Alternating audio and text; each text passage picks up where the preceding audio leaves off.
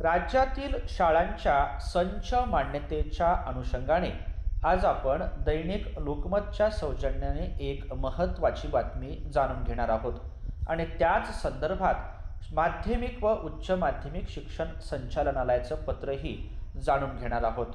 संच मान्यतेच्या असणाऱ्या त्रुटीच्या अनुषंगाने जर या त्रुटी पूर्ण केल्या नाही तर शाळांमधील शिक्षक आणि कर्मचाऱ्यांचे वेतन रोखणार अशा प्रकारचा महत्त्वाचा इशारा हा शिक्षण विभागाने दिलेला आहे. त्या पार्श्वभूमीवर बातमी आणि पत्र महत्त्वाचं ठरते. आत्मीय शिक्षक बंधू आणि भगिनींनो, नमस्कार. मी माझ्या शैक्षणिक यूट्यूब चॅनलमध्ये आपल्या सर्वांचं सहर्ष स्वागत करतो. आज आपण दैनिक लोकमतच्या सौजन्याने एक महत्त्वाची बातमी जाणून घेणार आहोत आणि त्यानंतर लगेचच माध्यमिक व उच्च माध्यमिक शिक्षण संचालनालयाचं एक पत्रही जाणून घेणार आहोत.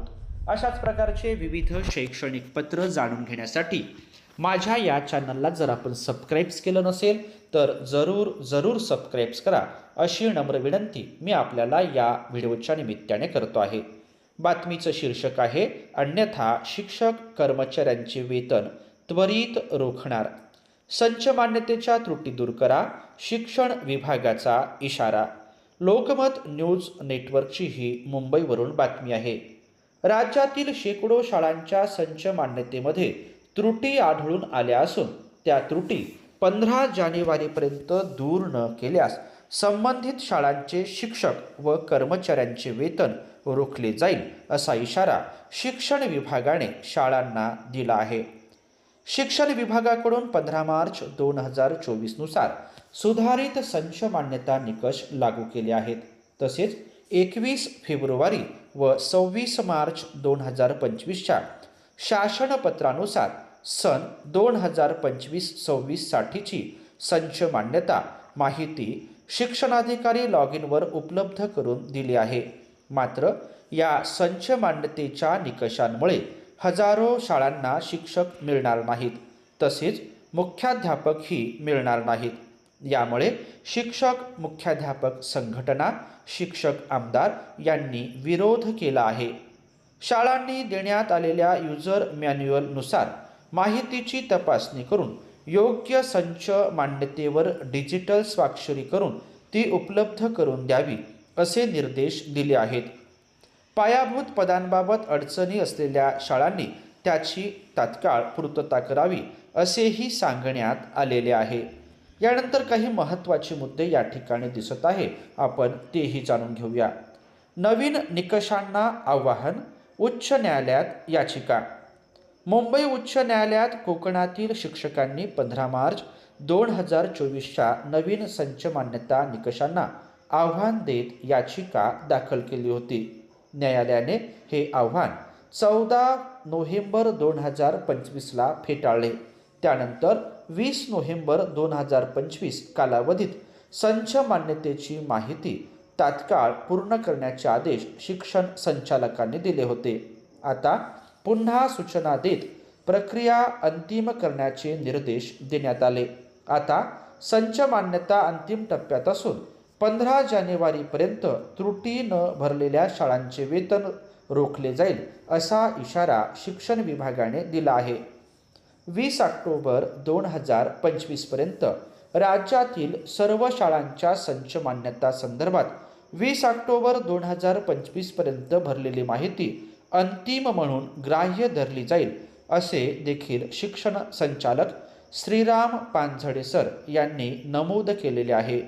दैनिक लोकमतच्या मुंबई आवृत्तीमध्ये पान क्रमांक 4वर 6 जून 2026ला आलेली ही एक महत्त्वाची अशी बातमी आहे.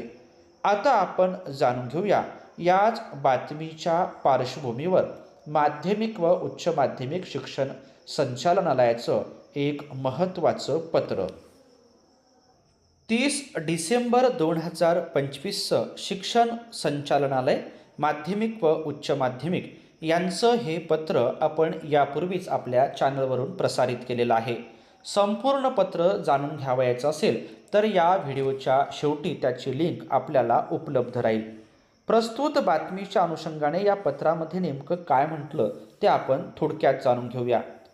तसेच सर्व संच मान्यता दिनांक 15/1/2026 पर्यंत शाळांना उपलब्ध करून द्यावयाच्या असल्यामुळे त्रुटी असलेल्या शाळांची जिल्हानिहाय यादी आपणास यापूर्वी उपलब्ध करून देण्यात आली असून त्याची पडताळणी करून तात्काळ संबंधित शाळांकडून त्रुटीची पूर्तता करून घ्यावी व आपल्या जिल्ह्यातील सर्व शाळांची संच मान्यता 15/1/2026 पर्यंत निर्गमित होईल या दृष्टीने आवश्यक ती कार्यवाही करावी। विहित केलेल्या कालमर्यादेनंतर जिल्ह्यातील सन 2025-2026च्या संच मान्यता निर्गमित न झालेल्या शाळांचे वेतन अदा होणार नाही याबाबत दक्षता घेण्यात यावी असं माननीय शिक्षण सहसंचालक माध्यमिक व उच्च माध्यमिक यांनी या पत्राच्या माध्यमातून कळविलेलं होतं। 15 जानेवारी 2026 पर्यंत जिल्ह्यातल्या सर्व शाळांच्या संच मान्यता या निर्गमित होणे महत्त्वाचं आहे। त्या दृष्टीने ज्या शाळांच्या संदर्भात त्रुटी आहे ती त्रुटी पूर्तताही करावयाची आहे। जर ही त्रुटी पूर्तता झाली नाही आणि सन 2025-26च्या संच मान्यताही निर्गमित झाल्या नाही तर अशा निर्गमित न झालेल्या शाळांचे वेतन अदा होणार नाही याची दक्षता घ्यावी असं या पत्रात स्पष्टपणे म्हटलेलं आहे। प्रस्तुत बातमी आणि महत्त्वाचं पत्र आपण या ठिकाणी जाणून घेतल्याबद्दल आपल्या सर्वांचेच मनापासून धन्यवाद।